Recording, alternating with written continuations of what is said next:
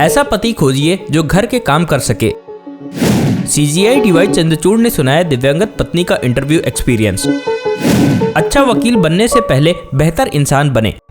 नमस्कार दोस्तों, मैं रतन सिंह और आप सभी का ट्रिगर न्यूज में स्वागत है। सुप्रीम कोर्ट के चीफ जस्टिस डीवाई चंद्रचूड़ शनिवार को एक कार्यक्रम में अपनी दिव्यांगत पूर्व पत्नी को याद किया और उनसे जुड़ा एक किस्सा सुनाया है। उन्होंने कानूनी पेशे में बेहतर समन्वय की वकालत की। सीजीआई ने कहा, मेरी दिव्यांगत पूर्व पत्नी एक वकील थी। जब वो एक लॉ फर्म में नौकरी के लिए इंटरव्यू देने के लिए पहुंची तो वहां उन्होंने पूछा कि काम के घंटे क्या होंगे। इस पर उन्होंने बताया कि काम के घंटे तय नहीं है, 24 घंटे और 365 दिन काम होगा। सीजीआई डीवाई चंद्रचूड़ शनिवार को बेंगलोर में national law school of India university के 31वें वार्षिक दीक्षांत समारोह को संबोधित कर रहे थे। सीजीआई ने बताया कि मेरी दिव्यांगत पूर्व पत्नी बार की सदस्य थी। जब मैं जज बन गया तो उन्होंने लिटिगेशन वकील के रूप में प्रैक्टिस छोड़ दी थी। उसके बाद वो एक लॉ फर्म में नौकरी के लिए इंटरव्यू देने के लिए गई। वहाँ दिव्यांगत पत्नी ने जब फैमिली वाली महिलाओं के बारे में पूछा तो उन्हें भी बताया गया था कि परिवार के साथ वक्त बिताने का कोई समय नहीं मिलेगा। उन्हें ऐसा पति ढूंढने को कहा गया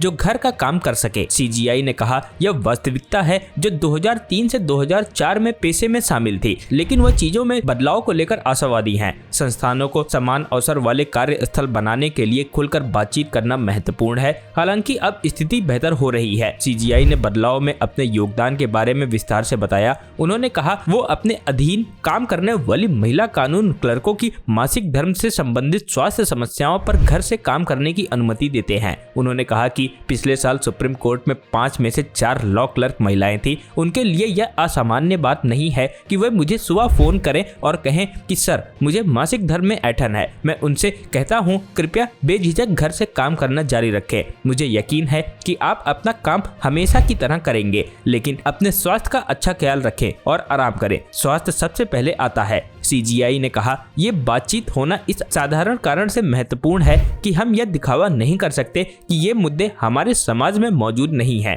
सीजीआई ने एक और घटना साझा की। जब एससीबीए सदस्य उनसे मिलने आए तो उन्होंने बताया कि सुप्रीम कोर्ट में महिलाओं के शौचालयों में सैनिटरी नैपकिन डिस्पेंसर स्थापित किए गए हैं। सीजीआई ने कहा, मुझे लगता है कि ये बातचीत होनी ही चाहिए अगर हमने अपने संस्थानों को समान अवसर वाला कार्यस्थल बनाया है। सीजीआई ने एक अन्य घटना भी साझा की जब एक कानून के छात्र को लॉ फर्म में जातिगत भेदभाव का सामना करना पड़ा। उन्होंने बताया, मैंने हाल ही में एक कहानी सुनी जिससे मेरा दिल टूट गया। मुझे बताया गया कि एक युवा छात्र ने एक लॉ फर्म में अपनी इंटर्नशिप शुरू की। ऑफिस पहुंचने पर सुपरवाइजर ने उससे पूछा कि वो किस जाति से है। जवाब सुनने के बाद इंटर्न को ऑफिस न आने के लिए कहा गया। मुझे कबूल करना होगा कि जब मैंने इस घटना के बारे में सुना तो मैं निराशा से भर गया। सीजीआई ने कहा, वकील समाज और उसके अन्यायों के बारे में गहराई से जागरूक हैं। संवैधानिक मूल्यों को बनाए रखने की हमारी जिम्मेदारी दूसरों से ज्यादा है। उन्होंने कहा, फिर भी यह घटना दिखाती है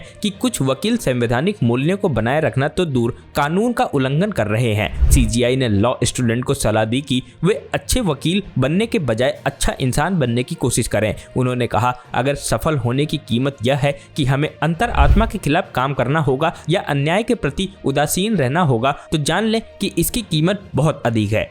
ब्यूरो रिपोर्ट, ट्रिगर न्यूज।